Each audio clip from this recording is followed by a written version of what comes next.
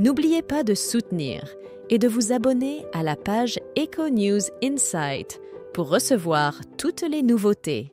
La rivalité entre les Delon n'est pas nouvelle. En 1985, Alain avait porté plainte contre Anthony pour une affaire commerciale. À cette époque, à la télévision, Alain ne cachait pas sa volonté de le confronter publiquement. Les relations entre Alain et Anthony Delon ont toujours été conflictuelles. Dans son roman, Anthony Delon décrit avoir été élevé par un père strict et exigeant, ce qui a laissé des traces profondes. Bien qu'il ait pardonné à son père, Anthony Delon n'oublie pas les nombreuses disputes qui ont marqué leur relation.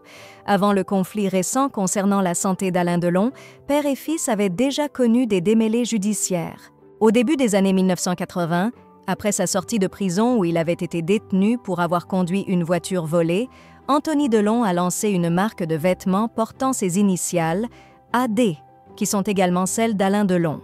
À 19-20 ans, Anthony crée une ligne de blousons en cuir sous son nom et connaît un succès immédiat, captant l'attention de tous les magazines en France, comme le relate Jean-Luc Geneste dans le documentaire « Que s'est-il vraiment passé ? Alain Delon, la guerre fratricide », diffusé sur Wever 9.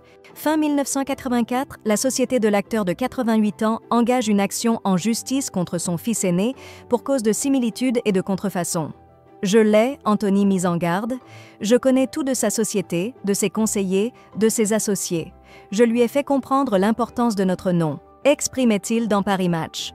Soucieux de son propre business, Alain Delon prend alors une décision radicale. Il décide de porter plainte contre son fils parce qu'il utilise le nom Delon, le nom qu'il lui a donné, explique le biographe Vincent Caivy. La querelle entre Alain et Anthony Delon est devenue un sujet phare dans les médias.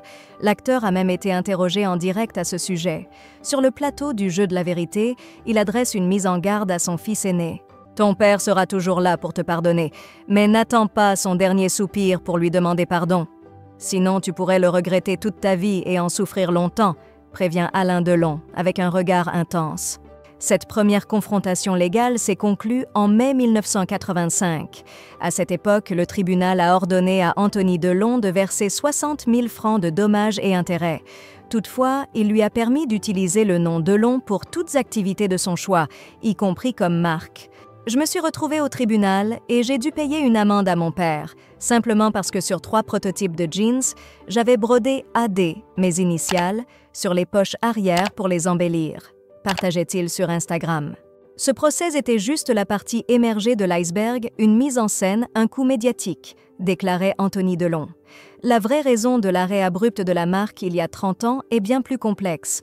On en parlera plus tard si nécessaire. En 2017, le fils aîné d'Alain Delon a donc relancé sa collection de blousons. Cette fois, pas de AD, car il a nommé sa marque Anthony Delon 1985, comme une marque de défi à son célèbre père.